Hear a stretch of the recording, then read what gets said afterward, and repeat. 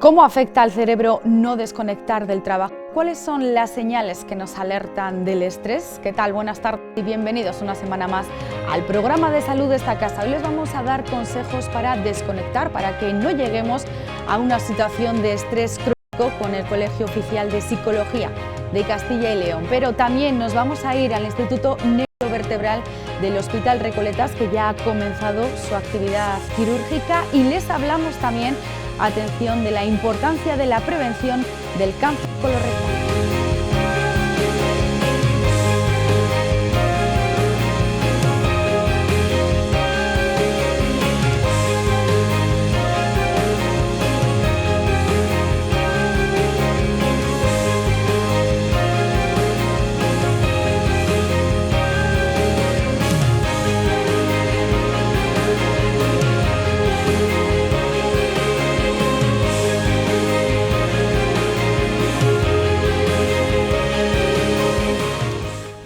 Y como nos gusta esta sección, pues para que nuestro siguiente invitado nos dé consejos.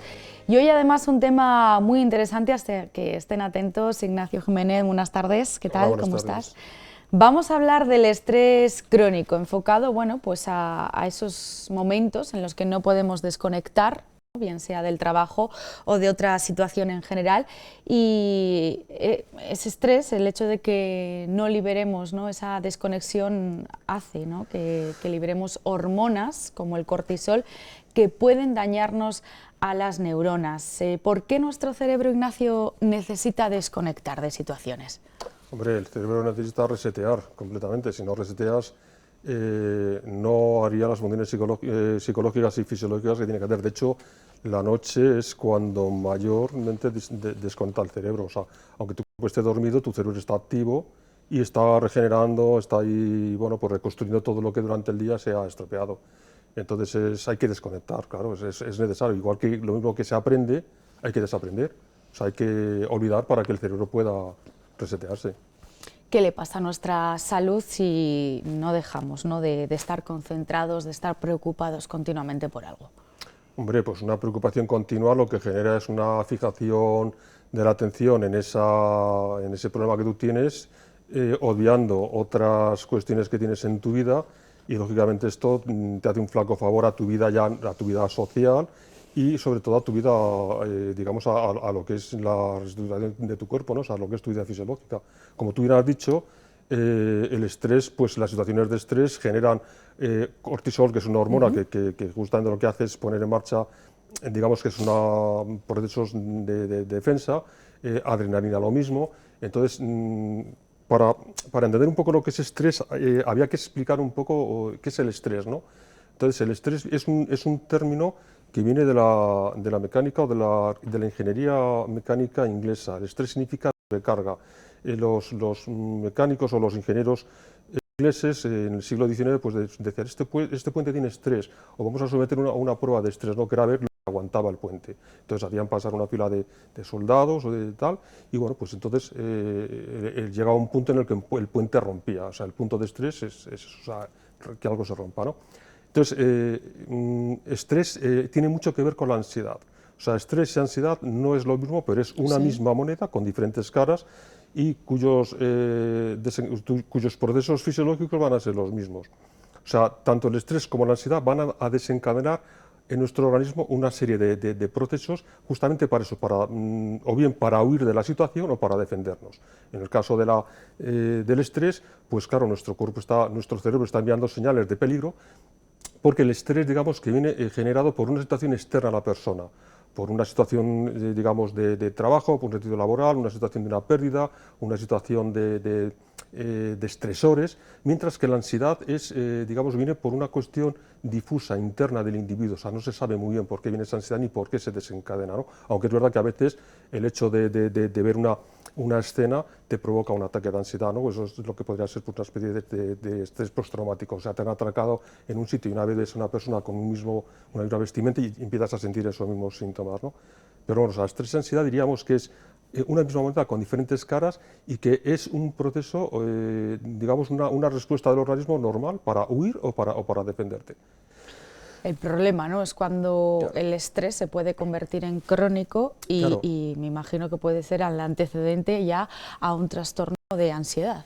Claro, es que fíjate que el estrés, la gente dice, va, yo tengo estrés, tal, bueno, Sí, ¿cuántas realmente veces no escuchamos esa sí, palabra? Tengo estrés. el estrés es algo normal, o sea, hay dos tipos de estrés. Uno es el estrés, "Oye, hay que venir a la televisión a hablar", bueno, pues a mí me causa eso estrés, pero es un estrés positivo, o sea, es un eustrés, o sea, un estrés positivo me va a movilizar una serie de recursos para que yo, bueno, pues pueda estar aquí, pueda buscar información, pueda saber de lo que voy a hablar, ¿no? Pero luego tienes el distrés, que es el eustrés, el estrés negativo, que es cuando la situación se te va de mano, no puedes manejarla, y entonces date cuenta que al ser un mecanismo defensivo, tu organismo ante una amenaza empieza a movilizar recursos, ¿no? ¿Qué es lo que va a hacer? Pues va a elevar la presión sanguínea, va a elevar el ritmo cardíaco, va a elevar el nivel de azúcar en sangre porque tus músculos van a consumir azúcar cuando salgas corriendo. Entonces, toda esa situación que desencadena ese proceso es justamente necesario para que tú puedas huir o puedas defenderte, ¿no? Pero ¿qué ocurre cuando estás en una situación continua de una amenaza que no existe como tal, o que esa amenaza tu cuerpo la está interpretando como algo muy severo y está liberando al torrente sanguíneo tu cerebro, digamos, un montón de neurotransmisores que es lo que están haciendo que tus vísceras estén funcionando más rápido, ¿no? O sea, el corazón, la presión sanguínea, etcétera, etcétera. Con lo cual, esto mantenido en el tiempo, pues lo que crea es enfermedades, el sistema inmune lo baja, eres más propenso a tener catarros, gripes, y luego más propenso a la hipertensión, a padecer problemas coronarios. Entonces, el estrés digamos, no es una enfermedad, es un mecanismo, y lo que haría es justamente eso, ¿no? Es algo que te provoca ese malestar. Oímos, ¿no?, como hemos dicho muchas veces, ese estrés, por ejemplo, ¿no?, en el trabajo. Esos son señales físicas, ¿no?, nos has comentado, pero el cuerpo también nos puede dar señales psicológicas. Bueno, el estrés es una tensión psicológica, o sea, es una tensión psicológica que se manifiesta luego en el cuerpo, ¿no? Entonces, digamos que el cuerpo lo nota. ¿Cómo podemos llegar a desconectar?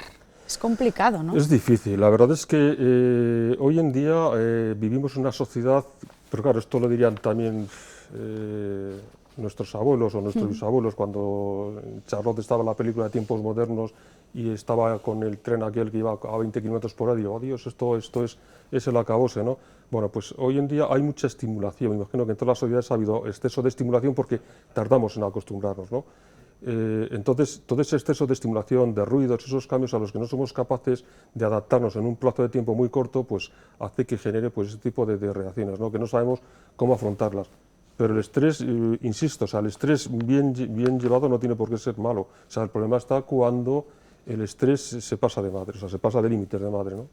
¿Y cómo podemos, por ejemplo, ¿no?, estamos viendo imágenes, bueno, pues de gente trabajando, ¿no?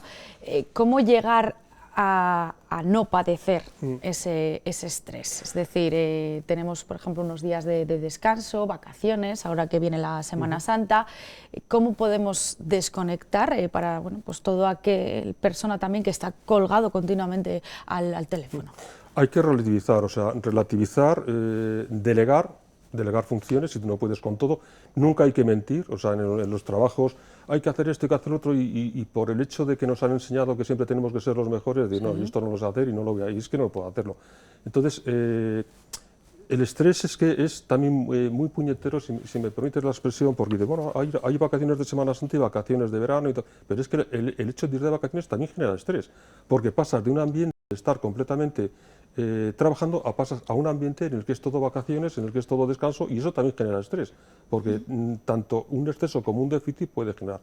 De hecho, cuando vamos de vacaciones, hasta que no pasan 2 o 3 días, no nos adaptamos a la nueva situación, al descanso, a los horarios y demás. Y cuando volvemos de vacaciones, hemos estado tan a gustito con esa hora de descanso que no nos adaptamos al trabajo y enseguida nos echamos las manos a la cabeza. Esto es un proceso normal, que estamos ahora, digamos, de alguna forma, o sea, nos hemos vuelto quizás un poco memos, si me permite la frase, porque hace años uno iba de vacaciones en un coche, en un 600, iban 6 a Valencia, se tiraban 14 horas en la cartera y no pasaba nada. Y hoy en día te vas en un coche maravilloso con aire acondicionado que te da masajes en el asiento, que no sé qué, y voy, qué estrés tengo, cómo vengo de cansado. Entonces yo creo que nos hemos estado volviendo un poquito memos en este sentido. O sea, que hay cosas que son normales. Claro, cuando el estrés, tu situación de trabajo, tienes una carga en más de la que puedes, pues entonces normalmente tu cuerpo se va a resentir. Y las señales son esas: agotamiento, falta de deseo sexual, exceso de apetito o pérdida de apetito, falta de aseo personal. Entonces hay unos indicadores que te están diciendo, oye, para el pistón, que aquí te está pasando algo, ¿no? ¿Y es momento, por ejemplo, de acudir a un profesional a preguntar? Sí, siempre que notemos un tipo de estos cambios en los hábitos alimenticios o los hábitos de higiene y tal, pues es el momento de preguntar. Pero vamos, el estrés es algo que es inherente o sea, es algo que tenemos que saber sobrellevar. ¿Qué es lo que un profesional te puede ayudar? Pues quizás te puede ayudar a manejarlo a través de técnicas de respiración, técnicas de relajación y sobre todo técnicas de habilidades sociales. Los estilos, por ejemplo, tener un estilo de habla asertivo en lugar de un estilo pasivo-agresivo, ¿no? Hay veces que uno le dice al jefe, te tienes que dar hacer estas horas extras, y dice, bueno, pues no hay más remedio. Entonces te quedas por dentro pues con ese malestar de que habías quedado con la familia, con los amigos para hacer algo, y te quedas con un malestar, y eso te genera un malestar tremendo, ¿no? Claro que también puedes optar por el estilo agresivo, decir, si me toca a mí, parece mentira, oye, vale, no pasa nada, no te quedes, ¿no? Con lo cual también adrenalina, cortisol, las hormonas que empiezan allá a revolotear. Entonces, ¿cuál sería el estilo más acertado? Pues un estilo asertivo. El estilo asertivo es expresar lo que tú consideras sin herir los sentimientos de la otra persona, y sobre todo para que no te quedes con ese rum dentro de ti, ¿no? ¿Soluciona el problema? No se soluciona, pero a mí el problema me da igual que se solucione, que no. Lo que yo quiero es no tener ese problema ni llevarme a casa todo ese montón de estrés añadido, que luego lo voy a pagar con mis hijos, lo voy a pagar con mi pareja, lo voy a pagar con mi mujer, y al final pues va a ser algo muy negativo para mí. Bueno, de hecho, fíjense, porque hace 3 años la Organización Mundial de la Salud reconoció como enfermedad el desgaste profesional, consecuencia, bueno, pues de ese estrés que estamos hablando laboral, y la incapacidad para desconectar del trabajo. O sea, esto hoy en día es una enfermedad. Sí, bueno, es que ya te he dicho que vivimos en una sociedad de mucha sobreestimulación. Entonces, nos han enseñado que tenemos que ser los mejores, hay que competir, que sí, que está muy bien competir, está muy bien saber de todo y saber hacer cosas, pero lo fundamental es cuidarte la salud, que es que estos son 4 días, en la vida no, nuestro cuerpo tiene unos límites, y entonces a veces hay que saber cortar, saber parar esas jornadas laborales tan extensas, reducirlas, y luego una cosa muy importante. Estamos acostumbrados a que tenemos que rendir 8 horas. Esto es un error completo. O sea, no hay nadie que rinda 8 horas de su trabajo, porque las 2 primeras horas rindes, las 2 siguientes va cayendo el rendimiento, y al final de la jornada, cuando te quedan 2 horas para acabar, pues tu rendimiento se ha reducido pues a un 60%. Y es cuando se producen los accidentes laborales, en esas horas. Es cuando, o bien al final de la jornada o al principio de la jornada. ¿Qué tendríamos que hacer? Aunque le parezca mal al jefe, no es una pérdida de tiempo, no es una pérdida de productividad, todo lo contrario. Cada 10 minutos levantarnos, dar un paseo, estirarnos un poquito, 2 respiraciones, hacer una meditación rápida si puedes, y cada hora levantarnos, lo que son 2, 3, 4 minutos. En una jornada de 8 horas, pues van a ser 4 o 5 minutos, pues van a ser 40, o sea, 30 minutos o 20 minutos, ¿no? Si se sabe hacer, ¿no? Con lo cual tampoco es una pérdida de tiempo para lo que esa persona puede generar de bienestar y de trabajo, ¿no? Porque el cerebro no puede estar más de 2 horas haciendo algo, tiene que desconectar. O sea, cada 2 horas, como tú has dicho antes, hay que hacer un reset, hay que desconectar, hay que cambiar la actividad, y bueno, lo que no hay que hacer es cada 2 horas tomarte un café, salir a fumarte un cigarrillo, porque eso empeora la situación. Pero sí puedes hacer unas técnicas de respiración, de relajación, y bueno, y tomarte este pequeño kick-tac, ¿no? Como dicen en la tele. La teoría es fácil, sí, otra cosa es que la llevemos a la práctica, ¿no? Pues Ignacio, muchísimas gracias por habernos acompañado, y en todo caso, bueno, si ustedes están padeciendo, ¿no?, esos síntomas, hay que escuchar a nuestro cuerpo, no dejarlo pasar, porque luego es cuando llegan los problemas de salud que has comentado. Relativizar, la vida es efímera, tranquilidad y buenos alimentos, lo como decían nuestras abuelas, que todo pasa, y no llevarse mal rato por nada que no merece la pena, y ya está. Un placer, como siempre, Igualmente. haberte tenido aquí. Gracias. Clínica Dental por Domingo les ofrece este espacio. La Asociación Española contra el Cáncer quiere concienciar a la población sobre la importancia de la prevención del cáncer colorectal y si se puede prevenir. ¿Cómo?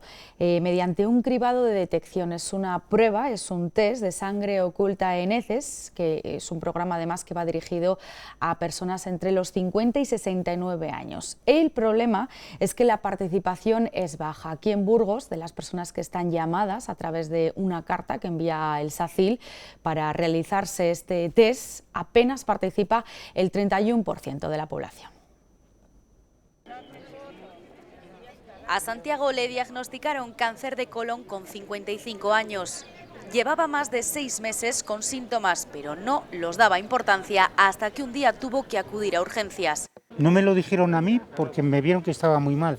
Se lo dijeron a la mujer: tu marido tiene un cáncer de colon. Si alguien le hubiese explicado lo que era esta muestra, no hubiese dudado ni un segundo en realizarla. Si la gente, si tiene algún síntoma, que se lo haga, que no tenga miedo, que no le va a pasar absolutamente nada. Y ahora además no tiene nada que ver cuando me lo hicieron a mí. Y es que el test de sangre oculta en heces salva vidas. Entre un 30 o un 35% podría reducir la mortalidad. Pero su respuesta en la población sigue siendo baja. En Burgos apenas un 31% de los que reciben esta carta invitados a hacerse la prueba acuden. El desconocimiento seguramente sea una de las principales razones para no acudir. Es indoloro, no es nada agresivo, no hace daño y es muy sencillo. Y luego se lleva a un laboratorio, al centro de atención primaria, y ahí sí que esta prueba, este test sí que necesita que lo valore un profesional para darte los resultados. Una prueba que es capaz de detectar el tumor antes de que se genere. Por Domingo Clínica Dental. Especialistas en salud y estética dental con más de 20 años de experiencia en Burgos. Ofrecemos soluciones integrales personalizadas a través de implantes, periodoncia, tratamiento de encías, ortodoncia y estética dental, buscando la solución más conservadora y menos invasiva. Por Domingo Clínica Dental. Sonrisas por Domingo. Nos vamos a ver ahora otro reportaje, y es que el equipo del Instituto Neurovertebral del Hospital Recoletas ya ha comenzado su actividad quirúrgica. Vamos a hablar con un miembro de este instituto. Él es el doctor García, traumatólogo y especializado en patología vertebral. Hablamos además de una enfermedad como es la mielopatía cervical comprensiva. ¿Qué es y cómo se manifiesta? Lo vemos. La mielopatía cervical comprensiva es una enfermedad que afecta a la columna cervical y que tiene mucha relación con el paso del tiempo, tiene relación con el envejecimiento de las estructuras óseas y discales del cuerpo. Los síntomas fundamentales de la mielopatía cervical son entumecimiento en las manos, sensación de hormigueo, cierta torpeza al hacer ejercicios simples, mover el ratón, atarse a los botones de una camisa, y también es muy frecuente el trastorno de marcha, pero ya eso en unos procesos avanzados. Inicialmente no es fácil diagnosticarlo porque tiene unos síntomas que son llamamos los médicos muy inespecíficos. Son fundamentalmente hormigueo y cierta torpeza en las manos o cierta torpeza en las piernas. Cuando el proceso avanza, aparece la debilidad motora u otros síntomas que son más graves. ¿Por qué aparece este problema? ¿Tiene unas causas definidas? Casi siempre aparece en personas de más de 50 o 60 años, pero también puede ocurrir en gente más joven. Y habitualmente ocurre porque se produce una artrosis, un trastorno degenerativo, decimos los médicos, en la columna cervical, que produce crecimiento óseo y crecimiento, digamos, desplazamiento de discos hacia el conducto medular, y produce una compresión de una estructura muy importante en el organismo, que es la médula a nivel cervical. Esa compresión produce un trastorno de la irrigación, de la vascularización, de la nutrición, en definitiva, de la médula, y produce una muerte celular. La muerte celular no es completa, no es de todas las células, pero sí es de algunas células. Y cuando aparece esa muerte celular, que se llama apoptosis, pues ya no se recupera. Por eso es muy importante el diagnóstico precoz o relativamente precoz. Ha comentado de todas formas que el diagnóstico es complicado, ¿no? ¿Cómo detectan este problema? Lo primero es una exploración clínica. Muchas veces los pacientes vienen ya en fases ya relativamente avanzadas porque ellos no distinguen como gravedad o no interpretan como síntomas graves estos síntomas que son específicos, que se pueden parecer a un síndrome del túnel carpiano o unos hormigueos que de vez en cuando tienen las personas por la medicación, o la debilidad la interpretan como una debilidad de la rodilla o del pie o de la cadera. Los métodos diagnósticos, primero es una exploración clínica adecuada. Primero son los síntomas los que orientan al médico que el paciente presenta una compresión de la médula a nivel cervical, y la exploración más adecuada para confirmar ese diagnóstico es una resonancia magnética nuclear.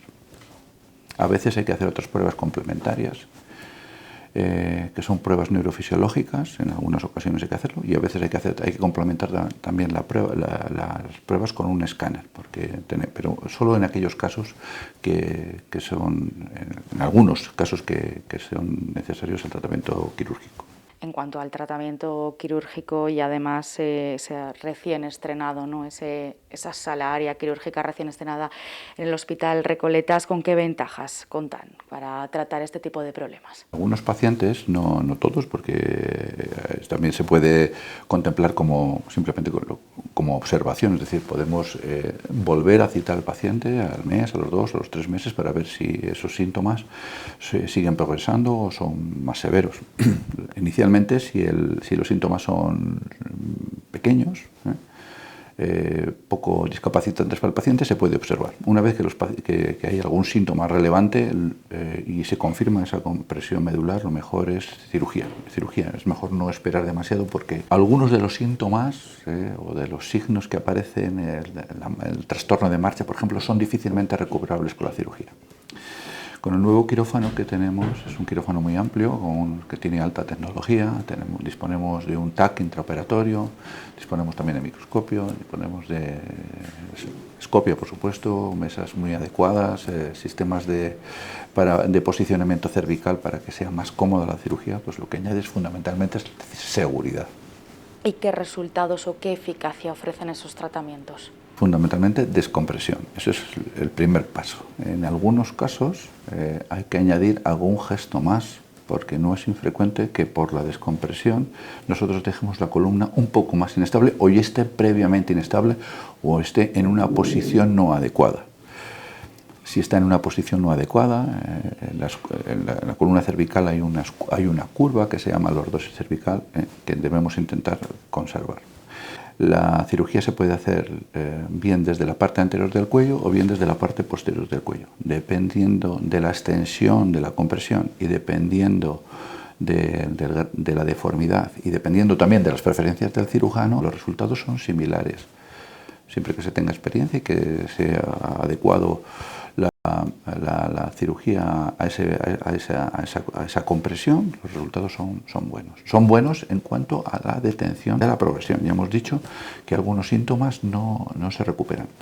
Por tanto, es mejor no dilatar mucho en el tiempo el tratamiento quirúrgico, porque si llega a un punto, ese punto no es de retorno. Sí paramos la progresión en la mayoría de los casos, no en todos, pero sí en la gran mayoría de los casos, pero no podemos revertir toda la sintomatología. No obstante, el tratamiento quirúrgico, muchos pacientes lo interpretan como positivo, porque no solo detiene la enfermedad, sino que mejora alguna de la sintomatología. ¿Qué prevalencia veis de esta enfermedad? ¿Es frecuente en consulta? No es muy frecuente, la prevalencia será 1, 2 o 3 casos por 100.000 habitantes y años. No es mucho, no es muy frecuente, pero hay que estar muy atento a la sintomatología, porque ya hemos comentado que los síntomas iniciales son poco llamativos, los iniciales. Y en esos pacientes hay que tener precaución, no dilatar mucho las exploraciones, la nueva consulta, para que no tengan un deterioro rápido. La mayoría de los pacientes no van a tener un deterioro rápido, pero hay un 20% de pacientes, por ejemplo, más o aproximadamente, que van a tener un deterioro rápido de la función, y esos pacientes hay que estar muy atentos para que, antes de que se deteriore mucho, ofrecerle este tratamiento que hemos dicho que detiene el proceso de la enfermedad. Cambiamos de tema. La Fundación Miradas ha lanzado un vídeo para reivindicar oportunidades de empleo a las personas con trastorno del espectro autista. Y es que el 90% ahora mismo están en situación de desempleo. El vídeo lo han presentado en Bruselas y en él participan 4 jóvenes de Burgos. Soy Daniela, tengo 24 años. Daniela estudió cocina y restauración y un curso de experto universitario en la Facultad de Burgos para jóvenes con discapacidad intelectual. A pesar de su formación, solo ha podido trabajar en el centro de autismo. He estado 3 meses trabajando en la Fundación AIDA, en una gasolinera, que trabajaba repostando coches y ayudando un poco en la tienda a reponer y demás. A Santi le ocurre lo mismo. Tiene 21 años y está estudiando un ciclo superior de formación profesional en Administración y Finanzas. Ellos, junto con Rafael y Patricia, son los protagonistas de este vídeo, que la Fundación Miradas ha presentado en Bruselas dentro de un proyecto europeo de apoyo a este colectivo. Con perfiles muy diferentes dentro de lo que es el espectro del autismo, en el que cada uno tiene sus capacidades, sus anhelos, sus intereses y, por qué no, también su experiencia. Con él reivindican: Yo también puedo trabajar. Las personas con autismo podemos trabajar. Pero a pesar de estar preparados y disponibles para incorporarse al mundo laboral, el 90% están en situación de desempleo. Aportan cosas que no tenemos otros trabajadores y pueden ser elementos, en algunos casos sociales, aunque pueda chocarnos por aquello de ser personas con autismo, pero pueden ser también elementos de dotar de diversidad, nuevas formas de entender, nuevas formas de ver el negocio. 11 personas con autismo encontraron el pasado año un trabajo, de las 53 que participan en el servicio de apoyo al empleo, y ahora una veintena están esperando en la bolsa de empleo para su incorporación inmediata. Y terminamos ahora con la vacunación contra la COVID. Para aquellos que no se hayan vacunado todavía, que les falte alguna dosis, pues el protocolo ha cambiado desde este pasado lunes. Ahora mismo ya no hay fechas de vacunación. Ahora quien quiera vacunarse tiene que pedir cita en su centro de salud y la vacunación se va a hacer en el Centro de Salud de Las Huelgas los lunes, miércoles, jueves y viernes por la mañana para los adultos y los martes por la tarde para niños y adultos.